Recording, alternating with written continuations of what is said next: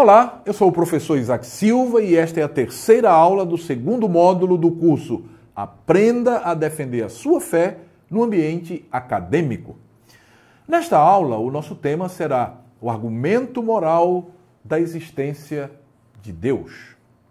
Pois bem, considerando outros argumentos lógicos em defesa da existência de Deus, podemos dizer que o argumento moral é relativamente recente, pois surge com o filósofo alemão do século XVIII, Immanuel Kant.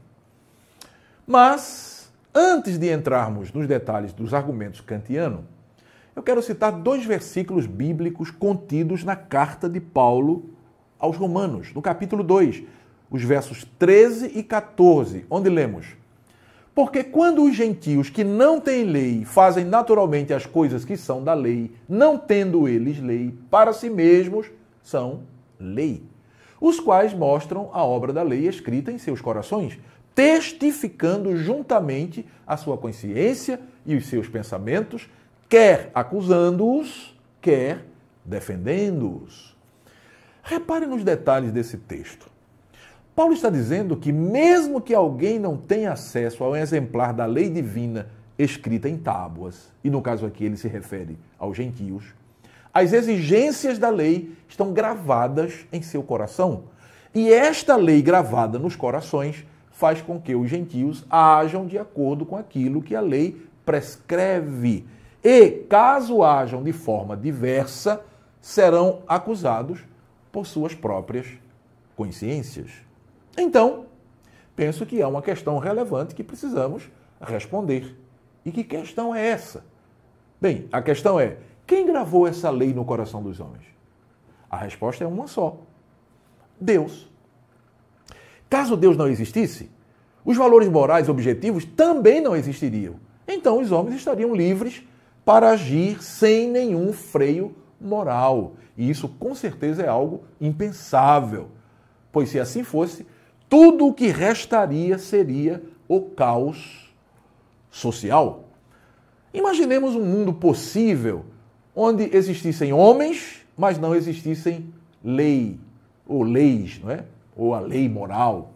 Ora, se não existe a lei moral objetiva, por conseguinte, também não existiria certo e errado. Então os homens estariam livres para fazer qualquer coisa, inclusive matar a outro, não é? Algo parecido com aquilo que prega a teoria da seleção natural. Ou seja, o forte mata o mais fraco para a sua sobrevivência. O que você acha disso? Você gostaria de viver num mundo assim? Obviamente que isso não tem nenhum sentido. Essa amoralidade não acontece no mundo real. Não, pelo menos, nesse nível. Então, significa que os homens agem baseados numa lei moral, certo? Norman Geisler vai dizer: se a lei moral objetiva existe independentemente de mentes individuais, então deve vir de uma mente que existe independentemente de mentes finitas. Mas alguém pode dizer: ora, os homens agem segundo os códigos legais de seus países, de seus estados, de suas cidades. Ok. Então, só mais uma pergunta. De onde e como surgiram essas leis das cidades, dos estados, dos países?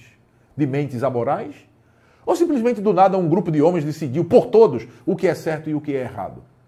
Qual o parâmetro aferidor para essas leis, para esses códigos legais? Ora, sabemos que as leis humanas surgem em decorrência do entendimento de que os homens devem se comportar de certo modo, visando a preservação da boa ordem social. Mas o que conduziu os legisladores ao entendimento de que os homens devem agir de determinada maneira e não de outra? Esse texto bíblico que nós estamos estudando responde, que nós citamos aqui, responde a essa indagação. E a resposta é simples e clara. Quem guia os homens, orientando-os sobre como devem agir, é a lei divina gravada em seus corações. E a partir da moral verdadeira estabelecida por Deus, os homens criam seus próprios diplomas legais. Ou seja, Deus não apenas é real, como também estabeleceu normas de conduta que devem ser seguidas pelos homens. Ainda de acordo com Norman Geisler, a lei moral não pode ser apenas a imaginação humana, porque não podemos nos livrar dela, mesmo quando queremos. Nós não a criamos, ela foi gravada em nós pelo Criador.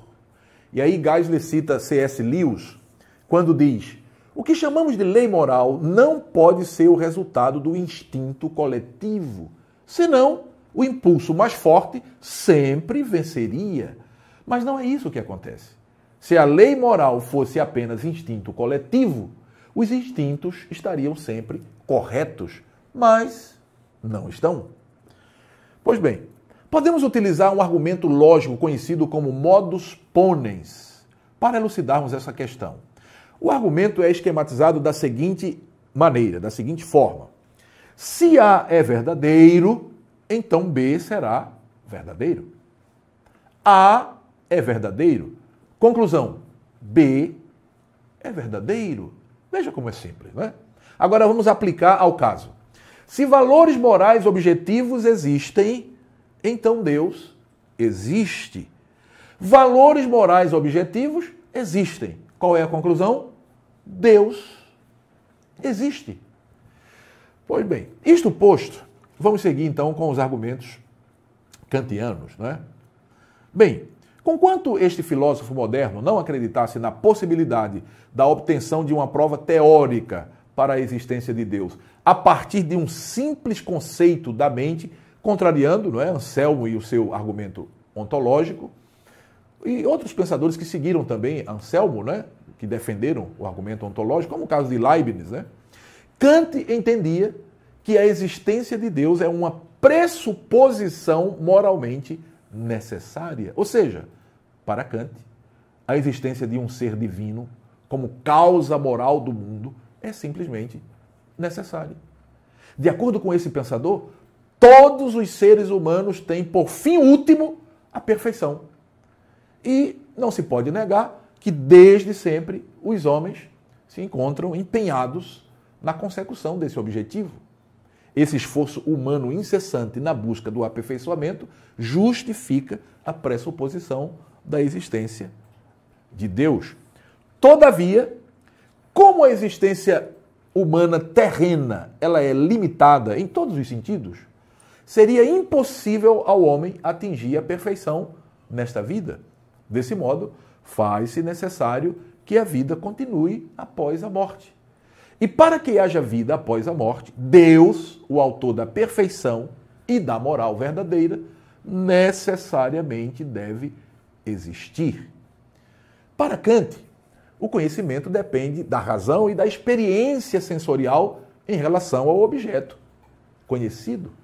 De acordo com esse entendimento, o conhecimento surge quando o objeto conhecido passa pelos nossos sentidos, então a nossa razão atribui categorias racionais a tal objeto e a partir daí surgem os juízos do conhecimento.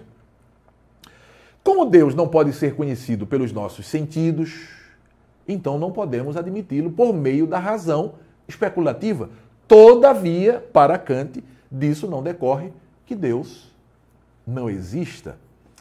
Em sua obra Crítica da Razão Prática, Kant divide a sua teoria do sumo bem em duas vertentes. A primeira ele vai chamar de sumo bem derivado, onde a felicidade dos homens depende da virtude de cada um. E, uma vez havendo equilíbrio entre virtude e felicidade, cria-se a possibilidade do mundo moral ideal. A segunda vertente, Kant vai chamar de sumo bem originário, que para ele é a ideia de uma vontade moralmente perfeita ligada à suprema beatitude como autor do mundo de suprema perfeição, onisciente, onipotente, onipresente, eterno, isto é, o ideal de Deus, algo não realizável por seres racionais finitos.